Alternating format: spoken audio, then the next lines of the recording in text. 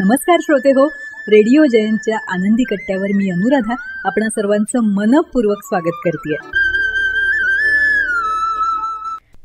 श्रोते हो, आजच्या आनंदी कट्ट्यावर कांचन दीक्षित यांनी मांडलेला एक अतिशय सुंदर विचार.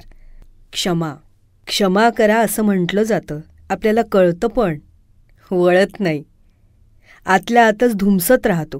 हे धुमसणं ना म्हणजे भूतकाळाची राख पकडून ठेवणं आहे. राख म्हणजे संपलं सगळं, आता काही नाही आहे. भूतकाळ गेला आणि संपला. एखादं जुनं वळण गेलं, पुढे आलोय, पण मन तिथेच असतं. मन अजून तिथे रेंगाळतं, कोडी सोडवतं, अर्थ लावतं. मीच का, कशासाठी, जर तर होतं ना असं.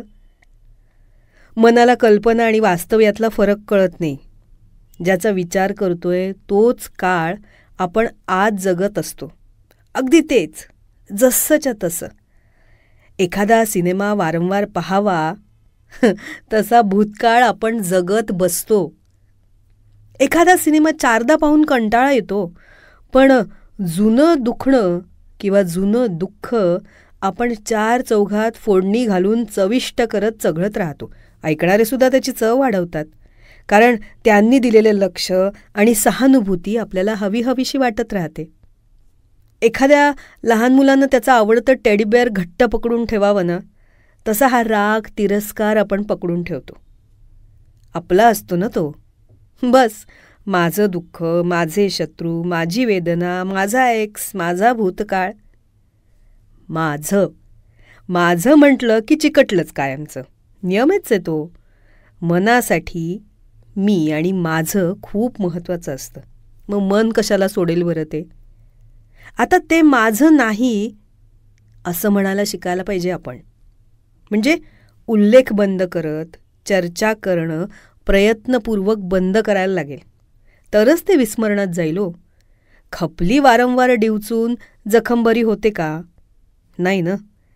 मग निश्चय करावा लागेल, मला भूतकाळातनं मुक्त व्हायचं आहे. आता म्हटलं की झालं असं नसतं. जरा दुर्लक्ष झालं की मन पुन्हा पुन्हा जुन्या वळणावर जातं. मग काय, त्याला पाठीत धपाटा मारून सरळ रस्त्यावर आणायचं. येईल मग हळूहळू वर्तमानात. वर्तमानामध्ये काय येतं? वर्तमानात जगणं आहे, आणि वर्तमान म्हणजेच आपलं आयुष्य आहे. आणि जोवर आपण भूतकाळ सोडत नाही ना, तोवर आपण खरं तर जगतच नाही. कारण वर्तमानात खरं तर सगळे सुख आहेत, पण ती आपल्याला दिसतच नाही. वर्तमानात अशा अनेक गोष्टी आहेत ज्यांच्याबद्दल कृतज्ञता मनात निर्माण होऊ शकते, पण त्या दिसतील तर न, दिसतच नाही आपल्याला. भूतकाळातून मुक्त होण्यासाठी एक स्वार्थी निर्णय घ्या की मला आनंदानं जगायचंय, हेल्दी राहायचंय. जितकेही दिवस माझ्या आयुष्याचे असतील, जितकी वर्ष असतील, तितके दिवस, तितकी वर्ष मला छान माझ्या जगण्याचा, माझा आयुष्याचा आनंद घ्यायचा आहे. जे गेलं त्याचं दुःख करत राहण्यापेक्षा ना, शिल्लक आहे ना, त्याचा आनंद घेणं हा शहाणपणा आहे. आणि त्या शहाणपणानं मला जगायचं आहे. हा एक चॉईस आहे की मी झालेल्या नुकसानाबद्दल आणखी नुकसान सोसत राहावं, की नवीन नुकसान करावं, की जुनं नुकसान विसरून नवा लाभ घ्यावा. हा विचार आपण करायचा आहे. म्हणजे श्रोते हो, थोडक्यातनं जुन्या खेळण्याचा हट्ट सोडला तर हात मोकळे होतात. नवीन भेटवस्तू आपल्याला मिळते, पण ती भेटवस्तू स्वीकारण्यासाठी आपले हात आपण मोकळे ठेवायला हवेत. म्हणूनच झालं गेलं विसरून जाऊन क्षमा या 2 सुंदर अक्षरांचा अवलंब आपण आपल्या आचरणात करायला हवा. कारण या 2 शब्दांनी ना आपलं आयुष्य खूप सुंदर होणार आहे.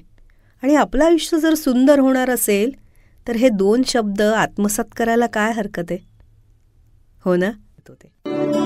तेव्हा श्रोते हो, हा होता आनंदी कट्ट्यावरचा आजचा सुंदर विचार. तुम्हाला तो कसा वाटला याविषयीची तुमची कमेंट बॉक्समध्ये नक्की लिहा. आणि त्याचबरोबर रेडिओ जयंतचे दर्जेदार कार्यक्रम ऐकण्यासाठी रेडिओ जयंत लाईक करा, शेअर करा आणि सबस्क्राईब करा. रेडिओ जयंतचं सबस्क्रिप्शन फ्री आहे. आणि त्याचबरोबर नोटिफिकेशनसाठी बेल आयकॉनवर क्लिक करायला सुद्धा विसरू नका.